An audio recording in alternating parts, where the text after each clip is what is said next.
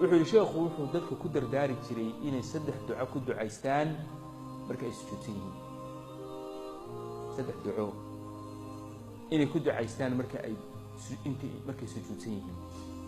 ducada koowaad waa maxay wuxuu waxa aad oranaysaa اللهم إني أسألك حسن الخاتمة إلهكم كويتسني يا خاتمة ونكسن دعاء اللبعض وحضرنا نساء اللهم ارزقني توبة نصوحة قبل الموت إله توبة نصوحة يقول أرساق انتهانا لمنكم تصدح النوى يا مقلب القلوب ثبت قلبي على دينك إله قلوب تجديو قلبي جيجا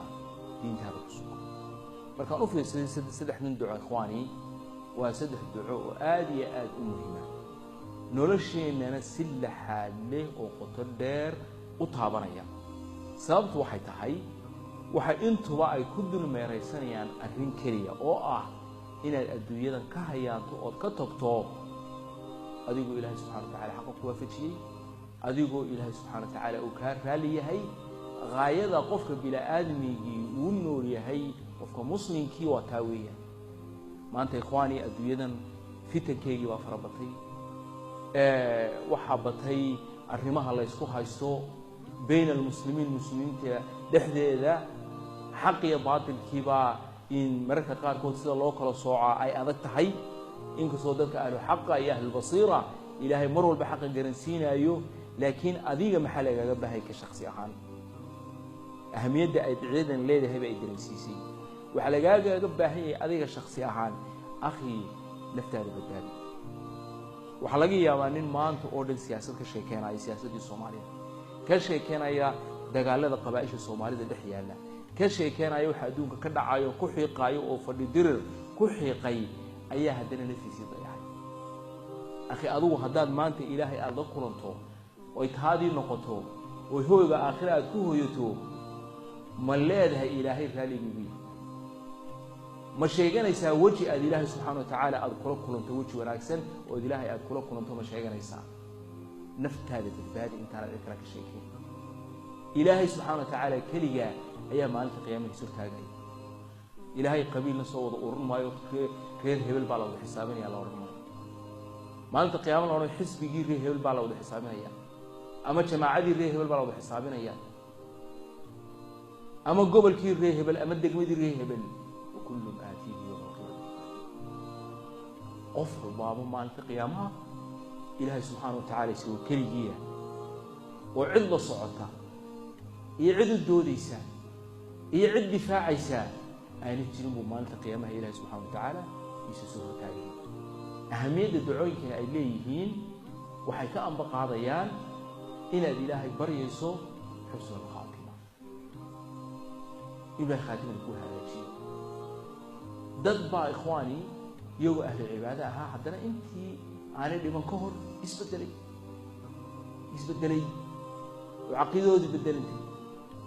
oo cibaadadoodii ay bedelantay oo sunnihii ka leexday dad baa jira madaalimta iska ilaalinta inay dadka dulmiyaan laakiin qabla almowt madaalim badan ku dhacay allahumma yasrika husnul khaatima ikhwaani dad baa naftu ay ka baxday iyagu sujuudsan dad bay naftu ka baxday iyadoo kitaabka ilaahay akhriyayo uu hor furan yahay dad bay naftu ka baxday iyagoo kacbada dawaafaya dad bay naftu ka baxday iyagoo carafo taagan sheekh maxamed rashaad oo garan qasar rahimahullah ta'ala dad bay naftu ka baxday iyagoo sooman ikhwaani adii birtoole markay maalintaadii noqoto geeridu maxay ku noqotaa maadoo ilaahay caabudayo maadoo ilaahay ka baqanaya adigoo iska ilaaliyay حقوق ذلك بلادك يكون ليهين أديكو مظالم في إسكا إلالية أديكو ديك مسلم أن قاعمها لقلين أديكو حنتي مسلم أن قاعمها لقلين أديكو عرض مسلمين أن قاعمها لقلين يسوي حيكون من نطق أديكو حاصل نبوض الغيستين حسن الخاتمة إلهي مربو البويديسو خاصة وأنت في السجود تكالنا وحتى رهبا استشوق ويلي إلهي ويلي أجساق الله منصورني توبة النصوحة قبل الموت توبة النصوحة waa maxay ikhwaani waa toobad lagaaga meelo oo lagaaga dhaqo dintii aad gashay oo adigoo saafiya rabbigaagi subhanahu wa ta'ala ku abuurtay aad la kulanti weeyay توبة النصوحة إلهي بقى وحنا قال قف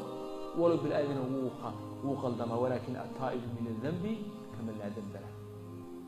قف الذنب كتوبت كنا وسيدي قف أن ذنبي بقلبه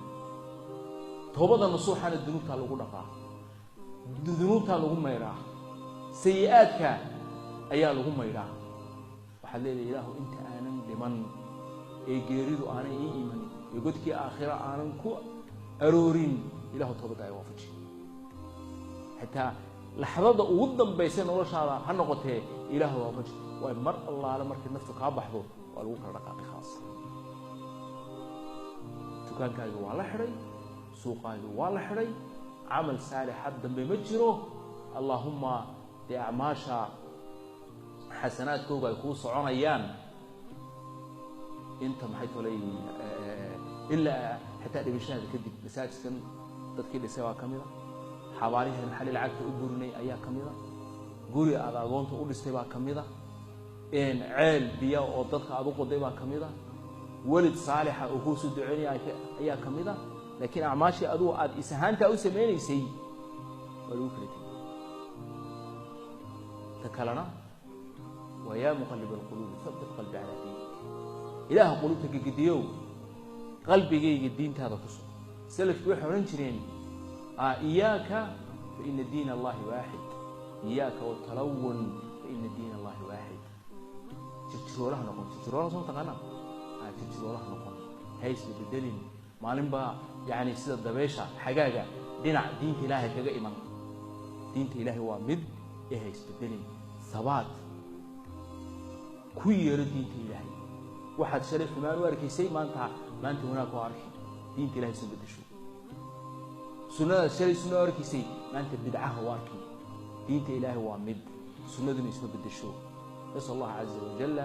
إنه جمانتهم بحسن خاتم لوار ساقه إنه توبتنا صحيح لوار ساقه إن دين تيسنين وصوه إنه مسلمين ومؤمنين بإذن الله سبحانه وتعالى أن نلقى الله وجزاكم الله خيرا والسلام عليكم ورحمة الله